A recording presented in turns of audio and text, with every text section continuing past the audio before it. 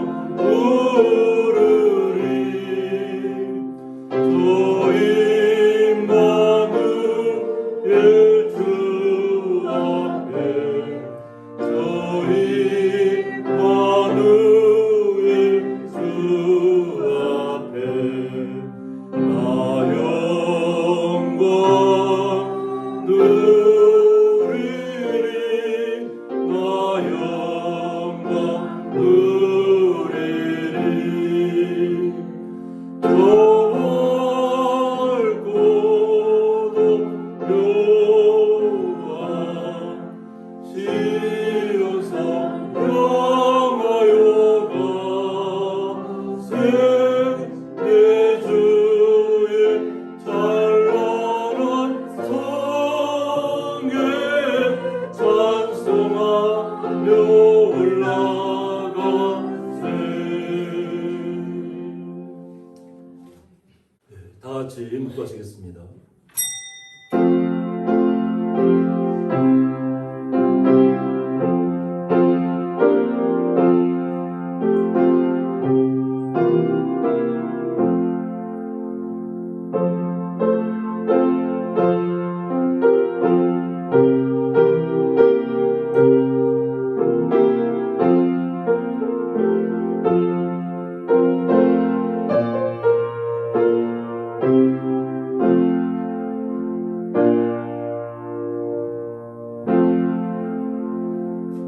오직 성령이 너희에게 임하시면 너희가 권능을 받고 예루살렘과 온 유대와 사마리아 땅끝까지 이르러 내 증인이 되리라 하시니라. 아멘. 네, 다 같이 사도신경으로 신앙 고백 드리시겠습니다. 전능하사 천지를 만드신 하나님 아버지를 내가 믿사오며 그 외아들 우리 주 예수 그리스도를 믿사오니 이는 성령으로 잉태하사 동정녀 마리아에게 나시고 본디오 빌라도에게 고난을 받으사 십자가에 못 박혀 죽으시고 장사한 지 사흘 만에 죽은 자 가운데서 다시 살아나시며 하늘에 오르사 전능하신 하나님 편에 앉아 계시다가 재려서 산자와 죽은 자를 심판하러 오시리라. 성령을 믿사오며 거룩한 공예와 성도가 서로 교통하는 것과 죄를 사하여 주시는 것과 몸이 다시 사는 것과 영원히 사는 것을 믿사옵나이다. 아멘. 네, 찬송가 263장입니다.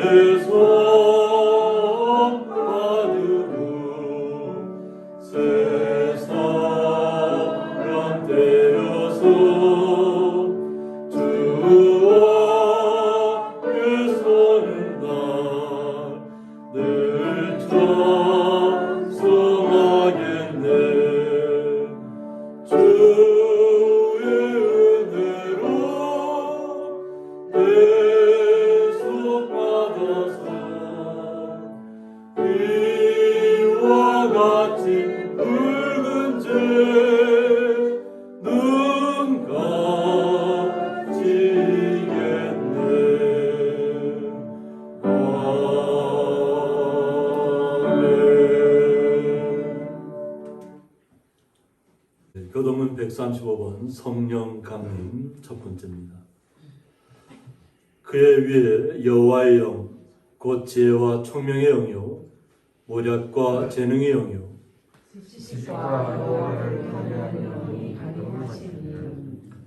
오직 하나님이 성령으로 이것을 우리에게 보이셨으니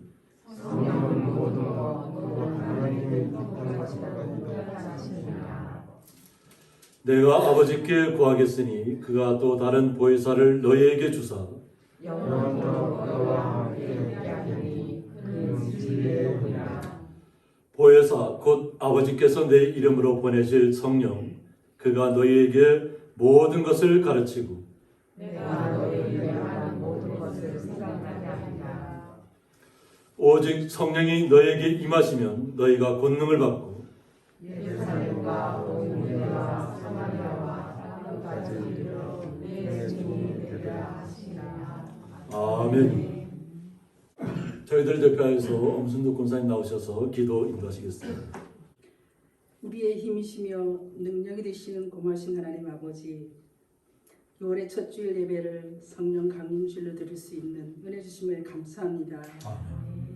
오늘 지금 이곳에 강한 능력으로 살아 역사하시는 성령님을 확신하고 체험하는 귀하고 복된 시간 되게 하여 주시옵소서. 하나님 아버지, 성령으로 충만하지 못하여 세상을 두려워하고 하나님의 편에 온전히 서지 못하여 성령님을 근심케 한 저희들의 죄와 허물을 고백하오니 용서하여 주시어서 흠과 티가 없는 깨끗한 마음으로 예배드리는 이 시간 되게 하여 주시옵소서. 아직도 전쟁의 고통 속에서 힘든 하루하루를 견뎌내고 있는 우크라이나 국민들을 긍휼히 여겨주시길 기도합니다. 하루속히 전쟁이 종식될 수 있도록 도와주시옵소서. 나라와 민족을 위해 기도합니다. 하나님께서 세우신 새 대통령과 함께하여 주셔서 우리 대한민국을 잘 이끌어갈 수 있는 능력과 지혜의 지도자가 되게 하여 주시어서 어려워진 정치, 경제가 안정되어 국민들 모두가 행복한 삶을 누리며 또한 한국교회를 통하여 하나님의 권세와 권위가 회복되는 축복의 나라 되게 하여 주시옵소서. 고향의 동산에 아름다운 교회를 세우시고 늘 함께 하시는 고마우신 하나님 아버지, 고향의 교회를 통하여 울려 퍼지는 말씀과 기도와 찬양이 이 골짜기에 믿지 않는 자들의 귀가 열리고 하나님을 보게 되는 눈이 띄어지는 큰 역사가 일어나는 교회 되게 하여 주시옵소서.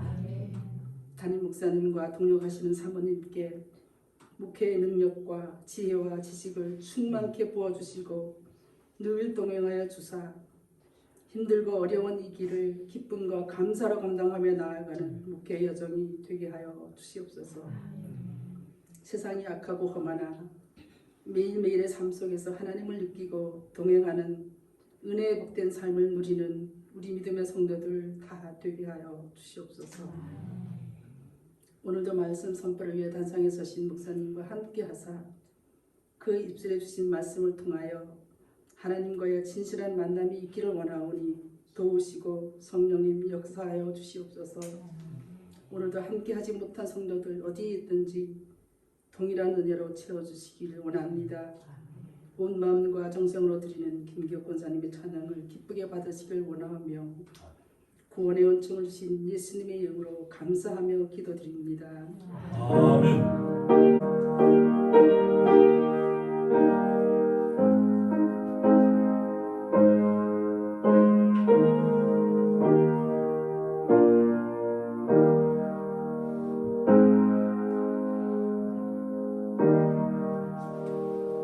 네, 성경 말씀은 신약성경 사도행전 2장 37절에서부터 42절까지입니다. 네, 제가 봉독하겠습니다. 그들이 이 말을 듣고 마음에 찔려 베드로와 다른 사도들에게 물어 이르되 형제들아 우리가 어찌할꼬 하거늘 베드로가 이르되 너희가 회개하여 각각 예수 그리스도의 이름으로 세례를 받고 제사함을 받으라.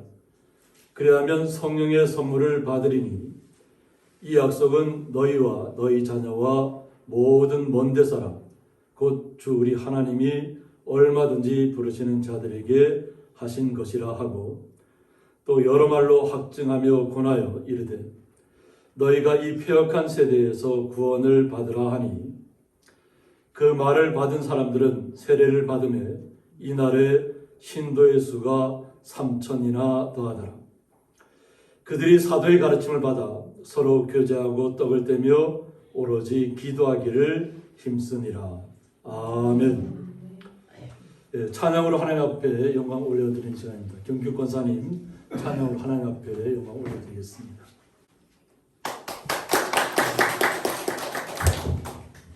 제가 요즘에 좀 직장에 다니려고 너무 정신없이 다니는 가운데 어떤 글귀를 하나 봤어요. 그 글을 어떻게 보냐면 알코올 중독자는 술에 중독된 중독자고 도박에 중독자는 노름의 중독자가 된다.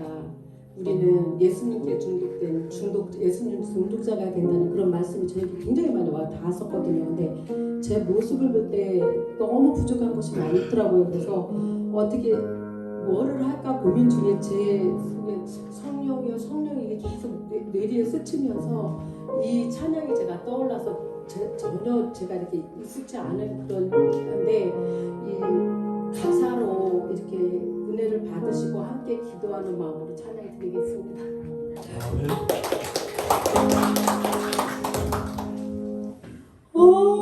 어두운 내 눈 밝히사 진리를 보게 하소서. 진리의 열쇠 내게 주사 잠빛을 찾게 하소서. 기쁘신 뜻을 알고자 엎드려 기다리오니 내 눈을 뜨게 하소서.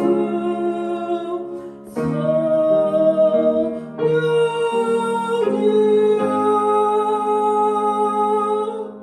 약해진 내게 오시사 주님의 귀한 음성을 위기로 밝히 들을 때에 내 기쁨 한량없겠네. 기쁘신 뜻을 알고자 엎드려 기다리오니 내 길을 열어주소서.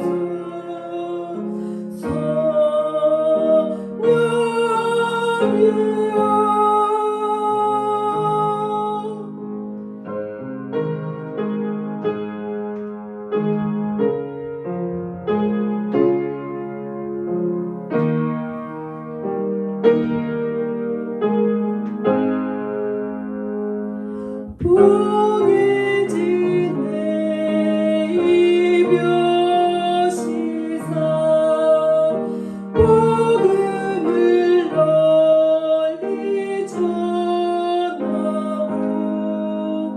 차가운 내 맘 녹여주소. 사랑을 하게 하소서.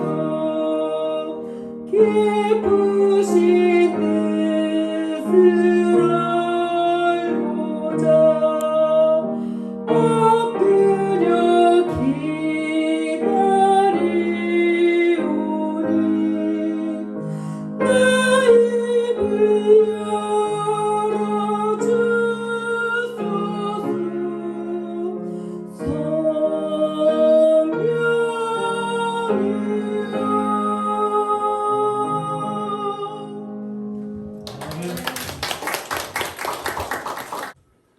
드려진 예물에서 보험기도 올려드리겠습니다.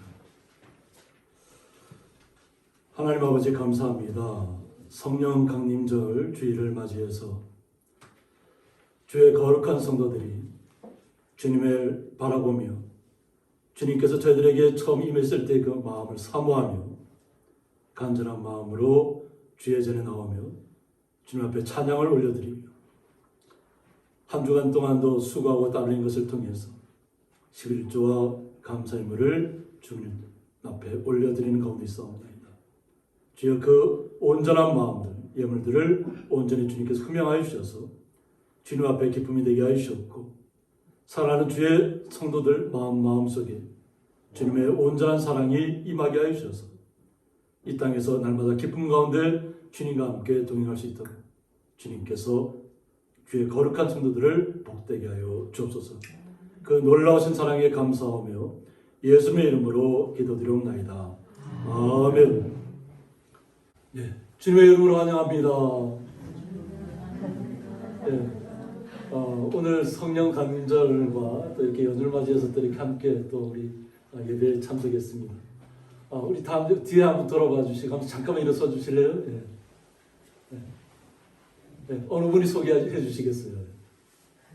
어머니 소개하시기 전에 나갈까요? 아까 사위분이 왔었던가요? 아들이. 네, 다 같이 우리 한번 박수를 한번 해주시기 바랍니다. 감사합니다. 네, 오늘 말씀의 제목은 성령의 선물을 받으리니 이런 말씀 제목 가지고 함께 말씀을 나누고자 합니다. 네, 우리 성도님들 눈에 이것이 어떻게 보이나요? 그냥 돌로 보이나요? 네, 저는 이 돌이 우리 세계 지도로 보이더라고요. 저는 이 돌이.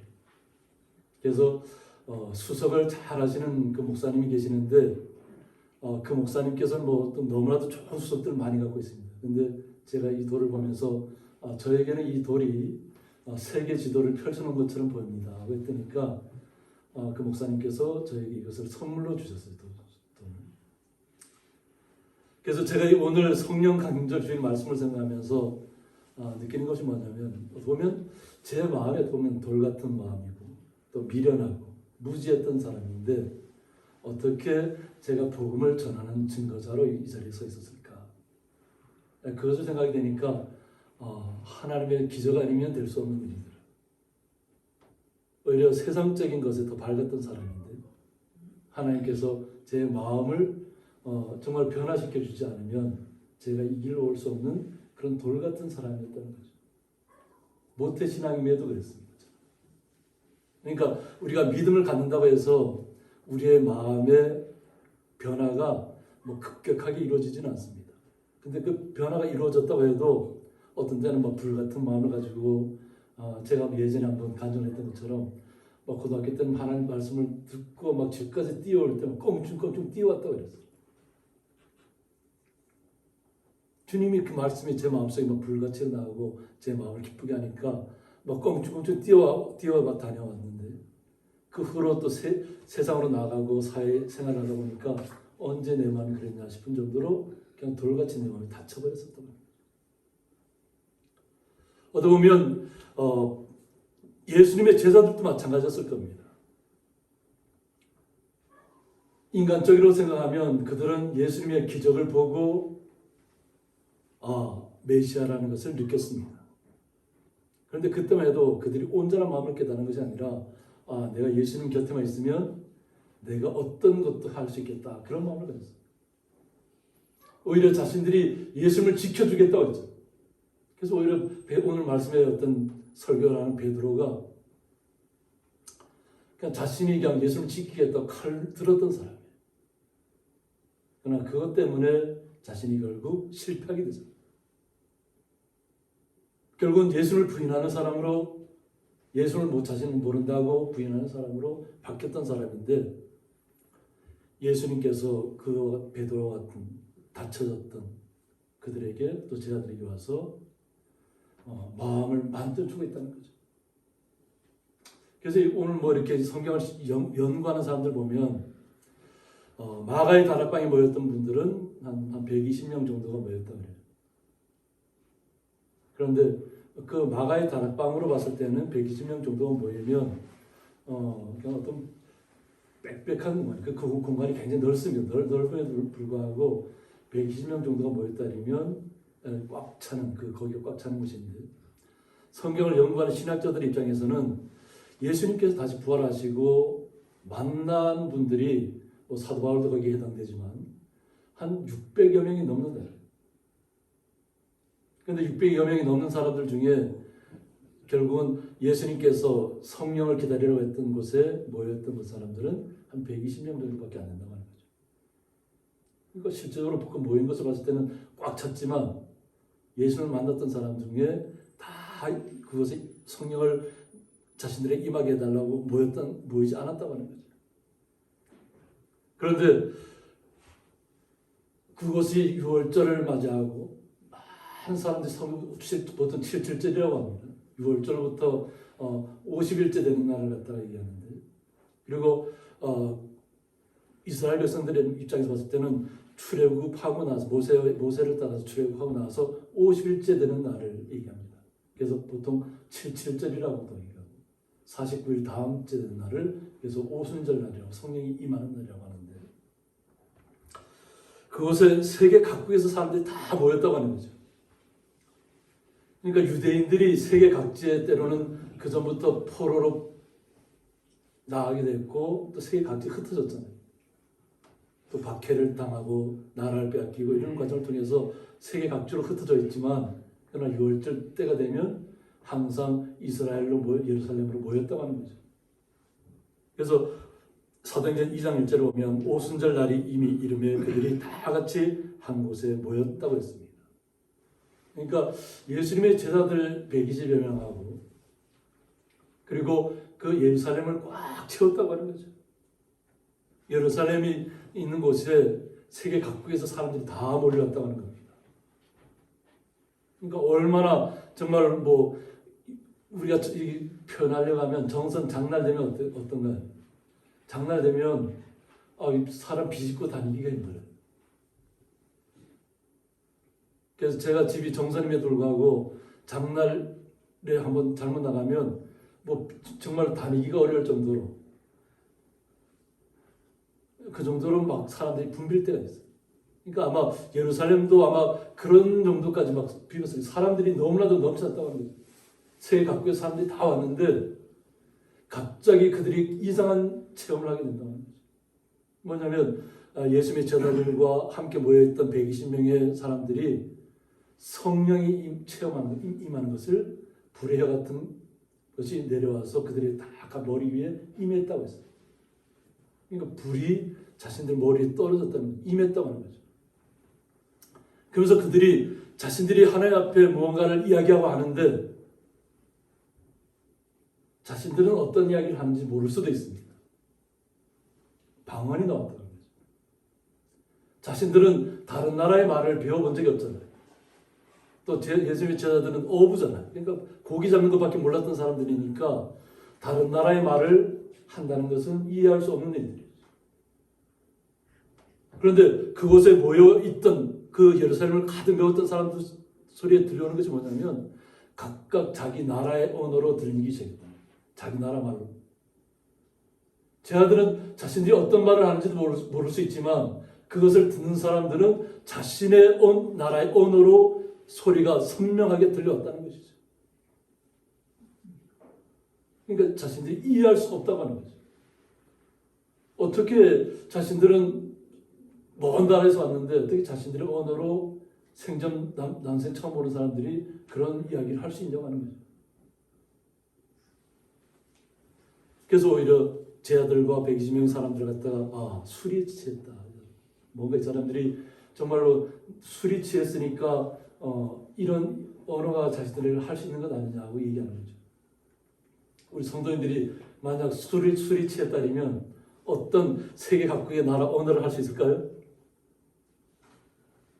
아주 술이 많이 취했어요. 그러면 내가 갑자기 배우지도 않았던 나라의 언어가 막 내 입에서 막 나올 수 있나요? 그것은 성령이 함께하지 않으면 할 수 없는 일입니다. 그러니까 성령님이 각 120명의 사람들에게 임했지만 120명 사람들이 각각 자기들이 무슨 말을 하는지 모르게 막 이야기를 했다고 할지라도 그곳에 왔던 예루살렘을 가득 메웠던 사람들이 각각 자기의 언어로 주님께서 하시는 말씀을 듣고 있다는 거죠. 성령이. 근데 이것이 놀랍다는 거예요. 그러니까 처음 그들이 믿겨지지 않으니까 오히려 그런 이야기를 하는 사람들은 술이 취했으니까 뭔가 이상한 사람들이다. 뭔가 정신이 잘못된 사람들이라 이렇게 판단했겠죠. 왜 자신들로서는 이해할 수 없다는 얘기죠. 이해할 수 없기 때문에. 그런데 그때 베드로가 나서서 이야기를 합니다. 자신들은 지금 술 취한 것이 아니라는 거죠. 때가 제3시라고. 지금 한낮이라는 거죠. 자신이 술이 취해서 자신들이 이야기를 하는 것이 아니라 주님께서 자신들이 임해서 주님께서 하라고 하는 말을 자기들이 하고 있다는 것이죠. 그래서 그곳에 모인 모든 유대인들에게 뭐라고 하냐면 세계 각국에서 모인 유대인들에게 너희들이 주님을 십자가에 못 박았다고 얘기합니다.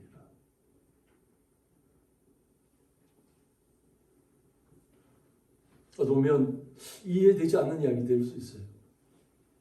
실제로 예수님을 십자가에 못 박았던 분들은 대제사장과 서기관과 바리새인들이 보면 주동했던 사람들이 예수님을 십자가에 못 박으라고 선동했다고 볼 수밖에 없잖아요. 그런데 유대인들을 향해서 너희들이 십자가에 못 박았다고 얘기합니다. 그러면서 지금까지 있었던 이야기들을 다 그곳에서 이야기해 주는 거죠. 그러면 이 말씀을 받아들이는 사람들이 입장에서 어떨까요? 나는 저 먼데 살아 외국에서 살다 왔으니까 나는 아무 관계없다고 얘기할까요? 하나님의 은혜가 임하니까 그들의 마음에 변화가 일어났다는 겁니다. 그들이 베드로가 하는 이 말을 듣고 마음에 찔렸다고 했습니다. 마음에 강한 찔림이 왔다는 거죠. 그 찔렸다는 얘기가 뭐냐면 카타니소라고 해서 간통하여 뚫다, 우리의 어떤 뚫고 지나갔다는 거죠.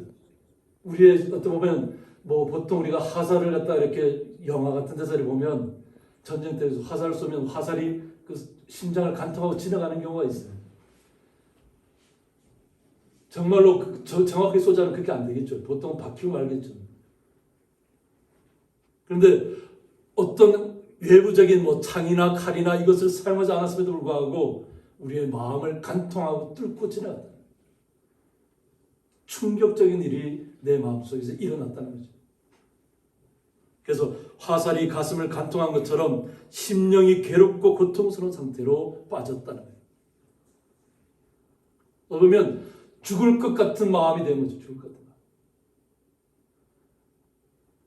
어떤 우리가 죽음을 맞이하는 순간들이 있어요. 죽음을 맞이하는 순간들. 저도 죽음의 순간을 한 6번 정도를 겪었는데 그 죽음의 순간이 임박했을 때 너무나 고통스러워요. 숨을 쉴 수가 없어요.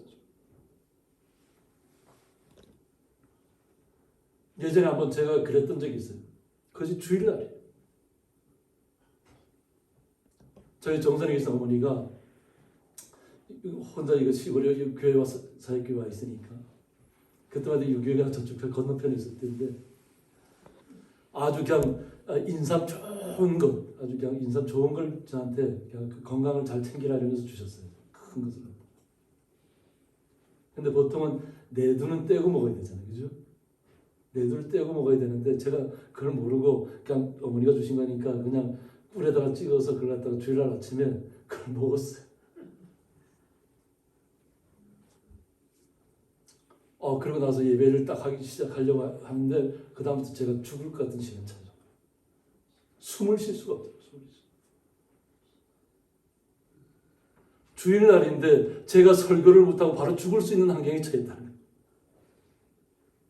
모든 것이 막 숨이 막혀오고 모든 것이 다 무너지는 것 같고 아무것도 할 수 없는 상황 속에서 제가 하나님 앞에 기도했던 것이 있어요. 하나님 그래도 주일날이니까 제가 설교만 하고 죽게 해달라고 했어요. 주일 다 성도들이 다 오는 날인데 제가 죽으면 어떻게 되겠어요? 근데 저는 막 숨이 끊어질 것 같고. 근데 하나님께서 다시 그래도 다시 이렇게 회복시켜 주셔서 그날 설교를 무사히 다 전하게 했어요. 그리고 다시 그 후에 이제 다시 몸이 다시 회복이 됐는데 아마 그런 이렇게 관통하고 깨뚫었다는 얘기가 아마 우리 성도님들 마음속에도 아마 그런 시간들이었을지 몰라요. 그것을 모였던 모든 사람들이 자신들이 지금까지 자신들은 하나님을 섬긴다고 하면서 살아왔던 사람들인데 예수님에 대해서는 오히려 배척했고 예수님을 죽이라고 한 것에 자기들의 선조들이 다 내몰았던 사람들이 그것을 깨달았다는 거죠. 근데 그들은 어떻게 보면 먼 나라에서 왔는데 어떻게 자기들에게까지 심장을 깨뜨리는 것 같은 자신에게 모든 것을 간통한 것처럼 같은 고통의 시간이 찾아왔다는 거죠. 말씀을 들었는데 그 말씀이 자기를 완전히 그냥 뚫고 지나갔다는 거죠. 그러니까 그 사람들이 베드로와 다른 사람들이 물어리되 형제들아 우리가 어찌할꼬. 그러면 우리가 지금 이렇게 마음의 찔림을 받고 고통스러운 시간이 찾아왔고 정말 유침의 시간들이 찾아왔는데 우리가 예수님을 갖다가 십자가에 죽인 메시아라고 못 알아본 사람이라는 것을 깨달았는데 그럼 우리가 어떻게 해야 되나? 어떤 방법으로 주님을 온전하게 우리가 믿음으로 받아들여야 하냐는 거죠. 그럴 때 베드로가 하는 얘기가 뭐냐면 너희가 회개하라고 했습니다. 돌이키라는 겁니다. 이전까지 살아왔던 삶에서 완전히 모든 것을 회복하고 돌아오라는 겁니다. 그러니까 우리가 이제 생각할 때 회개이면 내가 한 가지 잘못을 저질렀을 때 그것을 갖다 주님의 전 나와서 회개하고 이거 같은 일을 안 하겠습니다 하고 그냥 그 순간에 회개하고 돌아가서는 또 세상 사람으로 나가는 그런 것을 얘기하는 것이 아니에요. 완전히 돌이키는 것을 얘기합니다. 완전히 하나님을 이라고 믿었던 우리 자신들이 섬겼던 것이 이 땅에 오신 예수님이 진정한 메시아였다는 것을 고백하는 시간들이죠. 그냥 추상적인 관념적인 하나님이 아니라 이 땅에 우리에게 오셔서 우리를 위해서 희생하시고 십자가에 달려 돌아가신 그 주님에게로 온전히 우리의 삶이 바뀌어지는 방향이 바뀌어지는 거죠. 제가 처음에 보여드렸던 그 돌이 여러분에게 세계 지도로 보이나요? 아니잖아요. 제 눈에만 그렇게 보이는 거예요. 제 눈에만. 제 마음속에.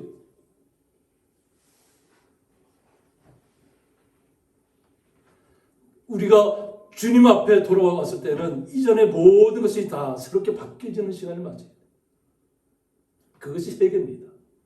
이전에 내가 지금까지 내 관념적으로 생활해왔던 그 모든 생활 패턴을 완전히 주님께로 바뀌는 것을 말합니다. 주님께로 돌이키는 것을 말합니다. 이것이 회개입니다. 그리고 각각 예수 그리스도의 이름으로 세례를 받으라고 했습니다. 어느 부모가 잘 믿음을 가졌다 해서 그 아들이 믿음을 유지하는 것이 아니라 아들이 좋은 믿음을 가졌다 해서 어머니가 그 믿음을 회복하는 것이 아니라 어머니는 어머니대로 아들은 아들대로 각자 자기가 다 스스로 주님에게 성령을 받아야 된다는 거죠. 내가 주님의 자녀라는 것을 스스로가 깨달아야 된다는 거죠. 어쩔 수 없이 부모님이 믿으니까 그냥 모태신앙이니까 억지로 끌려가서 믿는 믿음은 그것을 믿음이라고 말할 수 없어요. 어머니는 어머니의 믿음이 있고 아들은 아들의 믿음이 있다는 것이에요. 그러니까 스스로가 주님 앞을 어떻게 받았냐, 주님을 영접했냐에 따라서 우리의 삶이 바뀌어지는 거라는 거예요. 그리고 예수님의 이름 앞에 세례를 받으라는 거죠. 그리고 제사함을 받으라고 했습니다. 주님을 영접하면 우리의 죄가 사해진다는 것입니다. 우리가 성령을 받고 주님의 사랑으로 바뀌는 것에서 끝나는 것이 아니라 주님을 믿는 그 순간에 우리가 지었던 모든 죄가 사해진다는 것이에요. 예수님의 이름으로. 그러니까 돌이키라는 것이 얼마나 크고 역사적인 일인지 모릅니다. 우리의 생애에 있어서 나의 전생애를 통해서 나에게 주님이 한번 오셨다는 것은 충격적인 일이죠. 세상 그 어떤 것도 감당할 수 없는 일이에요. 우리는 제사함을 받았다는 것이에요. 하나님의 자녀가 되었다는 것이에요. 이것이 그 당시에 유대인들에게서부터 비롯되었다는 것입니다. 그래야 하면 성령의 선물을 받을 것이다. 우리가 돌이켜야 된다는 거죠. 이전의 삶에서 완전히 돌이키고 그리고 스스로 각자 개인이 예수님의 이름으로 세례를 받고 주님 앞에 나와서 제사를 받으면 성령을 선물로 받는다. 성령이 우리에게 선물로 주어졌다는 거죠. 이것이 주님께서 살아있는 성령이에요. 그래서 성을 하다 푸시케라고 하는데 살아있다는 거죠. 생명이 있다는 거죠. 주님의 온전한 성령은 우리에게 살아 숨쉬는 것이에요. 단지 이름만의 성령이 아니라는 거죠. 우리의 삶 속에서 생동하고 있다는 거죠. 생명력을 갖고. 이것이 주님께서 우리를 향하신 뜻이에요. 우리가 성령을 선물로 받았으면 이것이 유대인들에게서 또 각 나라에 흩어져 있던 뿔뿔이 흩어져 있던 그들에게 주님께서 역사하셨다는 거죠. 그래서 이 말씀이 약속이라는데 이 약속은 너희와 너희 자녀와라고 했습니다. 베드로가 하는 얘기가 뭐냐면 이 약속, 하나님께서 성령을 선물로 주시겠다는 약속. 이 약속은 너희와 너희 자녀와 모든 먼 데 사람, 세계 각국에 흩어져 있는 모든 사람들에게도 다 해당된다고 하는 거죠. 그 당시에는 유대인들에게 그곳에 모였던 정말 진정으로 하나님을 섬긴다고 하는 유대인들에게 임했던 주의 성령이 모든 먼 데 있는 사람에게까지도 전파될 것을 이야기하고 있습니다. 그것이 바로 우리 성도님입니다. 어떤 해석하기에 따라서 그들은 자신들 이스라엘 백성들에게는 유대인들에게는 자신들만의 하나님이라고 생각하기 때문에 세계 각국에 있는 모든 유대인들에게 자신들이 주의 성령이 임한다 이렇게 해석할 수도 있어요. 유대인들 입장에서. 그러나 하나님의 성령은 세상 곳곳 어느 곳에 있든지 주님의 이름을 믿고 돌이켜서 주 영접하는 모든 사람에게 해당된다는 얘기예요. 곧 주 우리 하나님이 얼마든지 부르시는 자들에게 하신 것이라고 했습니다. 얼마든지 하나님께서 이것은 하시는 것이 일이라는 거예요. 예수님께서 성령을 통해서 우리를 부르신 목적이 우리의 삶을 완전히 주님의 사랑으로 바꾸는 겁니다. 세상에 매이지 말고 세상의 강박감에 시달리지 말고 오직 주님만 바라보고 이 땅에서 나아가라는 것입니다. 우리의 삶을 주님께서 주관하시겠다는 것입니다. 우리 성도님 한 분 한 분이 주님의 성령이 임했다고 하는 것입니다. 그리고 날마다 나갈 때 주님께서 나와 함께 나가는 것입니다. 나 혼자만 나가는 것이 아니라 내가 가는 모든 길에 주님이 나와 동행하시고 주님께서 우리의 성경을 통해 보면 우리가 말할 때 무슨 말 할지 미리 생각하지 말라고 얘기해요. 때가 되면 그 시각에 맞는 언어를 우리에게 주시겠다는 거예요. 성령을 통해서. 그러면 거기에 때에 맞는 말을 우리가 하라는 것이에요. 미리 내가 저 사람이 어떤 말씀을 통해서 내가 저 사람을 변화시킬까? 내가 어떻게 전도를 할까? 이런 생각을 하지 말라는 거지. 오직 주님 앞에 기도하시고 내가 은혜를 받았으면 그냥 은혜 받은 대로 우리 삶 현장으로 나가서 그냥 우리 주님께 나에게 주신 은혜를 실천하면 돼요. 그러면 주님께서 우리를 통해서 많은 사람들을 변화시켜 주시겠다는 거예요. 그것은 주님께서 택하시는 사람들에게만 주님께서 부르시는 사람들에게 해당된다는 얘기예요. 그러면서 오늘 베드로가 한 얘기가 또 여러 말로 확증하며라고 했습니다. 확증이라는 얘기가 뭐냐면 디에마르티라토라고 해서 입증하다, 증거하다 해서 파생된 말이라고 합니다. 입증하다, 증거하다. 그래서 여기 뭐냐면 엄숙히 증언하다. 그냥 지나가는 말로 하는 것이 아니라는 거예요. 성령이 베드로에게 임했고 120명이 임했는데 이 성령이 지금 이 말씀을 받아들인 베드로의 설교를 듣는 사람들이 다 거기에 감동받고 있다는 것이에요. 그들에게 엄숙하게 얘기한다. 엄숙하게. 그리고 확언이죠. 정확하다는 거죠. 확실한 언어로 분명하게 이야기하고 있다. 그러면서 준엄이 항의하다, 경고하다. 그러니까 하나님의 말씀을 전할 때 그냥 믿으면 믿고 말라 이런 식이 아니라 이 말씀이 우리에게 임했을 때는 우리의 삶이 변하지 않으면 정말 충격적인 일들이 우리에게 나타나는 것을 이야기하는 경우입니다. 그러니까 이 땅의 삶에서만 매이지 말라는 겁니다. 하나님의 나라를 바라보라는 것입니다. 하나님의 나라를 바라보면 우리가 이 땅에 어떤 어려움도 다 이겨낼 수 있다는 것을 주님께서 우리에게 책임져 주시겠다는 얘기예요. 그러니까 두려워하지 말고 확증하라는 거죠. 우리 스스로.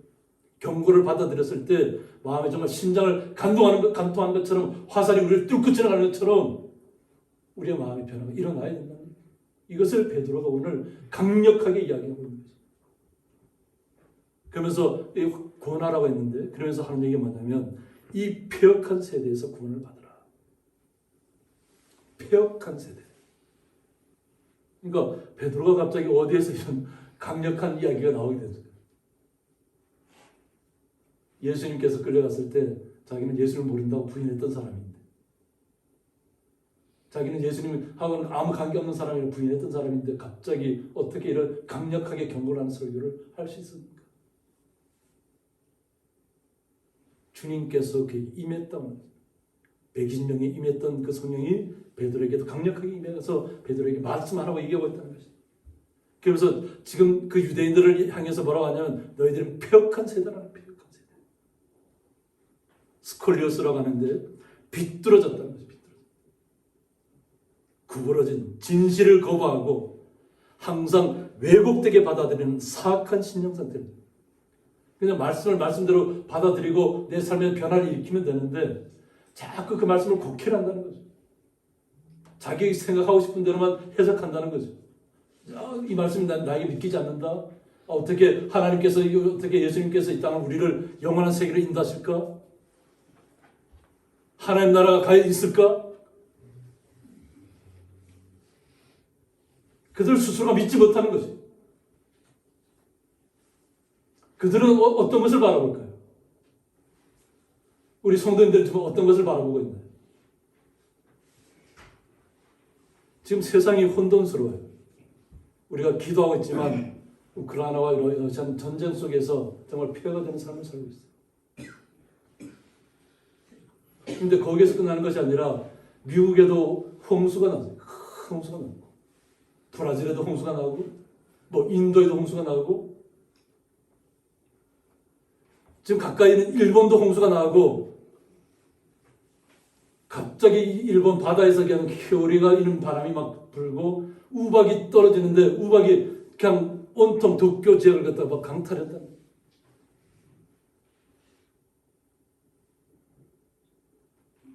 우박이 그렇게 내린 것을 그들도 처음 느껴보는 것처럼 느끼고 있다는 거죠. 창문이 깨지고 율차의 창문이 깨지고 모성을 파손시키는 일들이 일어나고 있다는 것이 하산수가 샘솟고 있고 또 가물은 지역은 어떤가요? 지역마다 다 땅이 쩍쩍 갈라지는 일들이 벌어지고 있어요. 우리나라만 그런 것이 아니라 지금 세계 곳곳에 홍수가 난 곳에는 홍수 때문에 난리가 났고 그러니까 메마른 땅에는 정말 쩍쩍 갈라져 갖고 아무것도 거둘 수 없는 그런 상황이 왔다는 거예요. 세상만을 바라보면 어떤 보면 소망이 없는 것처럼 느껴질 때가 많아요. 그나마 우리 고향 지역은 돌로 된 땅이고 뭐 그래도 아침 저녁으로 선선한 기운이 있어서 그래도 식물들 땅이 갈라지는 일은 없잖아요. 그래도 돌이 많은 지역은 수분을 머금고 있기 때문에 땅이 갈라지지 않습니다. 그런데 정말로 부드러운 흙만을 갖고 있는 땅들은 쩍쩍 갈라져서 물을 대지 않으면 안 되는 상황들이 발생하고 있다는 것이. 지금 우리나라 곳곳에 소방관들이 좀 논에 물을 대기 위해서 뭐 어떤 물이 필요한 곳에 물을 공급하기 위해서 얼마나 고군분투하고 있는지 몰라요. 산불 난 곳에는 또 산불 끄기 위해서 또 가야 되지만 우리가 현실적으로 들어가 보면 막막합니다. 막막해. 과연 무엇을 거둘 수 있을까? 무엇이 소출을 얻어낼 수 있을까 싶을 정도로 막막한 시대를 살고 있어요.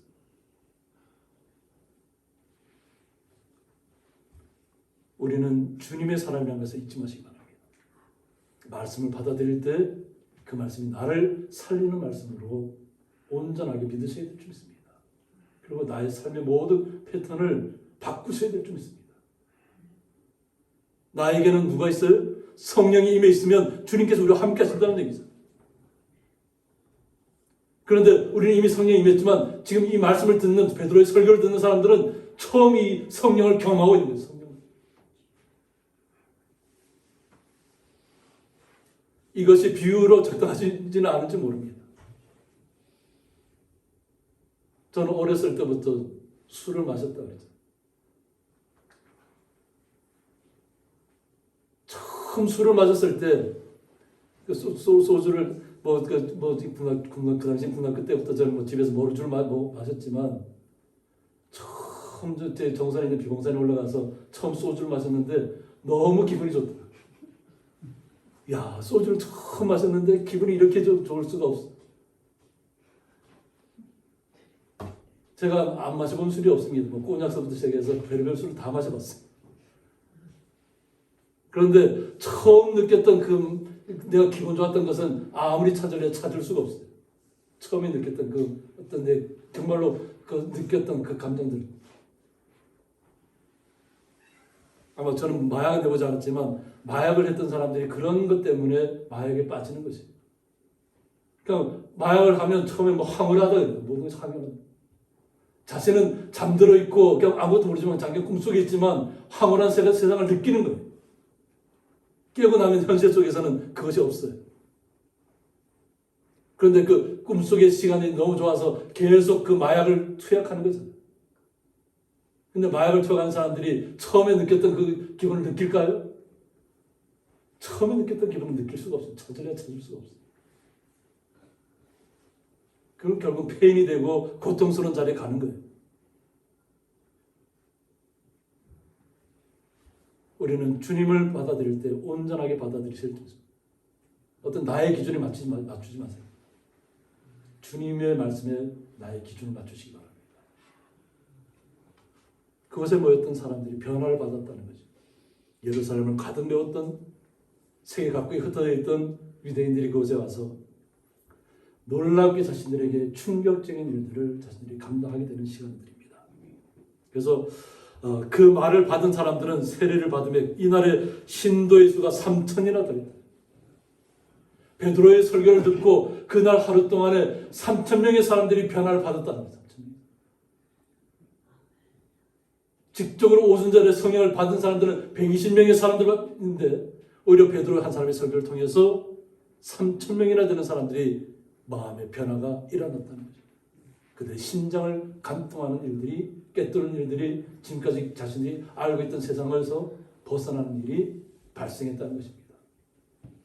그러니까 그 당시에 세계 각국에서 왔던 사람들이 3,000명이나 변화를 받았으니까 이 사람들이 오순절 날이 지나고 난 다음에 각자 자기들이 나라로 돌아갔을 때 그들의 마음에 어떤 변화가 일어났을까? 충격적인 변화가 일어났습니다.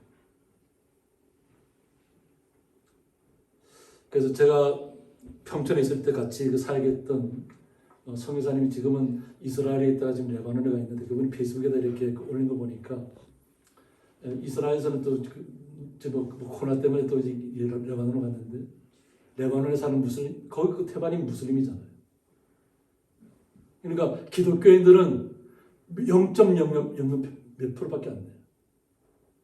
그런데 그들이 세계 교회가 연합해서 이렇게 그 산 위에 있는 이렇게 야외에 나와서 예배 드리는 모습을 영상으로 해서 이렇게 올렸더라고요.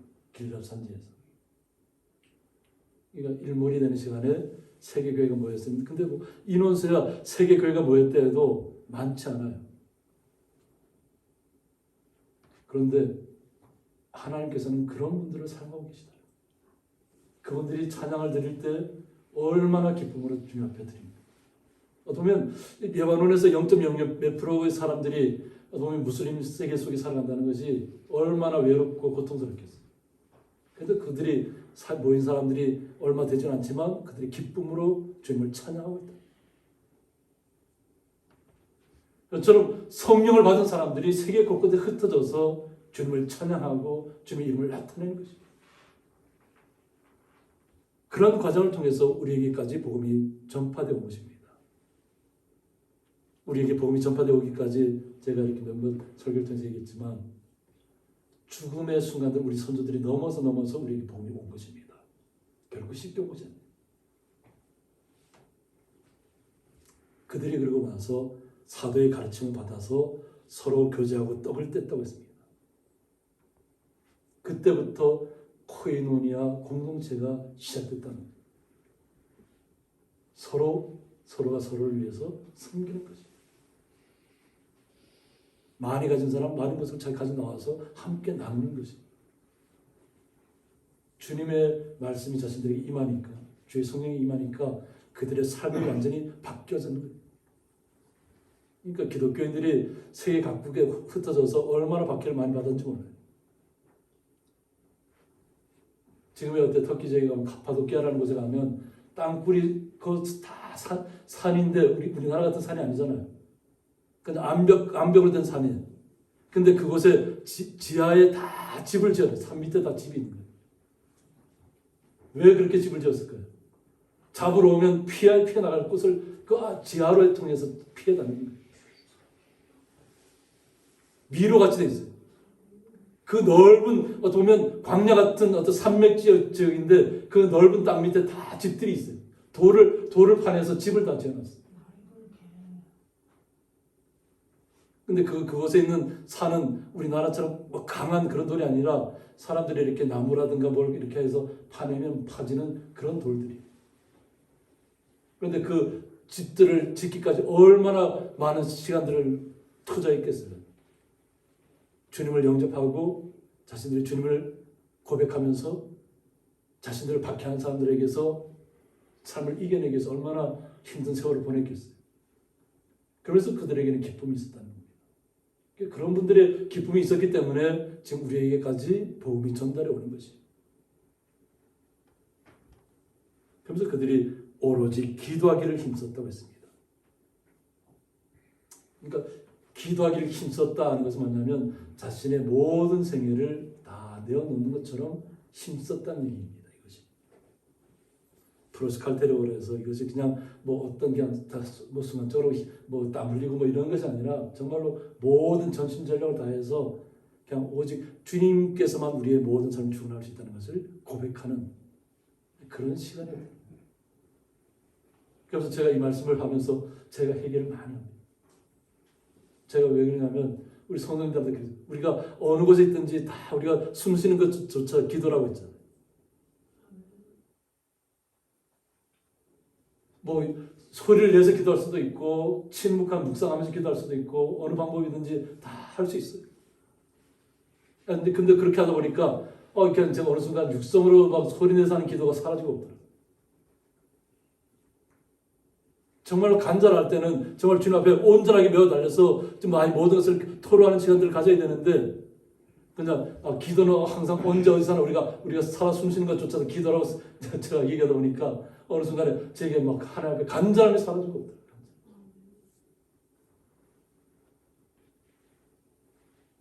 우리가 간절히 주님 앞에 메어 달리는데 그 간절함이 사라지면 안 돼요. 이것이 주님께서 우리를 향하신 뜻입니다. 그래서 주님의 그 성령을 받아들이면 삶의 변화가 일어나는데 사도행전 26장 18절에 보면 그 눈을 뜨게 한다고 했습니다. 우리의 눈을 뜨게 해주는데 그 눈에 뭐냐면 어둠에서 빛으로 오라고 했습니다.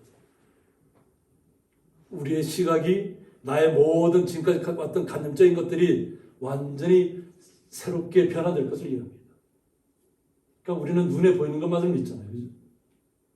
눈에 보이는 것만이 현실인 것처럼 느껴지잖아요. 그런데 우리의 영안이 뜨여지면 어둠 속에 갇혀있던 내 마음이 환하게 열리는 좀 있습니다. 그리고 우리의 삶이 항상 빛 가운데 거하시는 좀 있습니다. 우리 성도님 한 분 한 분의 삶이 주님께서 함께 하시는 빛 가운데로 걸어가는 삶이 될 좀 있습니다. 그렇게 되면 사탄의 권세에서 하나님께로 돌아오게 한다고 했습니다. 이 세상은 예수님께서 말씀하셨잖아요. 사탄의 권세 아래에 놓여 있다고. 이 세상이. 우리가 눈에 보이는 세상은 사탄의 권세 아래에 있지만 우리는 영원한 하나님의 나라를 소망하며 살아갑니다.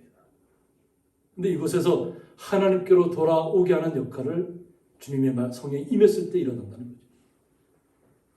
그러면 오늘 말씀에서 했던 것처럼 제사함이 일어나는 거예요. 우리가 그동안에 지었던 모든 것들을 주님을 믿는 그 순간에 다 주님께서 책임져 주신다는 거예요. 아무리 붉은 죄라고 있다고 해도 정말로 주님께서 깨끗하게 해주시겠다. 그러니까 오직 주님만을 믿으라는 거예요. 나를 믿어 거룩하게 된 무리 가운데서 기업을 얻게 하리라고 했어요. 주님을 믿어서 우리는 거룩하게 되었습니다. 내 자신이 거룩해서 거룩해진 것이 아니라 정말로 제가 그랬죠. 못되시라는 게 불구하고 돌 같은 내 마음이었다 그랬죠. 미련했고 무지했던 사람인데 제가 이것을 설교하는 것 자체가 저한테는 기적이고 신비로운 일들이에요. 어떻게 저같이 무지한 사람을 주님께서 이렇게 말씀을 통해서 사용하실까? 우리는 주님 때문에 주의 성령이 우리에게 임했기 때문에 거룩한 주님의 자녀로 변화된 것입니다. 그리고 주님의 기업을 계속 잊게 하시겠다. 우리 한 분 한 분이 주님의 기업이 되었다는 것입니다. 이것이 대대손손 계속해서 믿음의 물결이 흘러가야 될 줄 있습니다. 주님께서 원하시는 것이 우리에게서 끝나는 것이 아니라 우리에게서부터 시작돼서 계속 그 거룩함이 흘러서 대대손손 자손손까지 흘러가는 것입니다. 그것을 주님께서 원하신다는 것을 온전히 믿으시고 오늘 정말 성령 강점날 우리의 마음속에 주님께서 주시는 새로운 은혜, 기쁨, 생명의 신비들이 우리 삶 속에서 역사하시기를 주님의 이름으로 축원드립니다. 함께 기도하겠습니다. 주님 감사합니다. 저희들은 보잘것없고 미련하고 무지했던 자들인데 주님께서 저희들을 불러주셔서 주님의 자녀로 삼아주셨고 거룩함으로 자녀로 우리를 불러주셨습니다. 우리가 거룩한 것이 아니라 주님께서 거룩하시기에 우리를 거룩한 자녀로 이 땅에서 살아가게 하시는 줄 믿습니다. 이 땅의 세상의 풍파에 휘둘리지 말게 하여 주셨고 오직 주님만을 바라보며 이 세상을 이기며 나아가는 주의 거룩한 성도들이 되게 하여 주옵소서. 함께 예배하는 주의 거룩한 성도들을 기억하시고 또한 이 자리에 함께하지 못하는 주의 거룩한 성도들을 기억하여 주셔서 그들이 어느 곳에 있든지 오직 주님만을 바라보며 주님께서 뜻하신 바를 실천하며 나아갈 수 있도록 복된 거룩한 자녀로 나아가게 하여 주옵소서. 그 주님의 사랑에 감사하며 예수님의 이름으로 기도드리옵나이다. 아멘. 찬송가 54장입니다.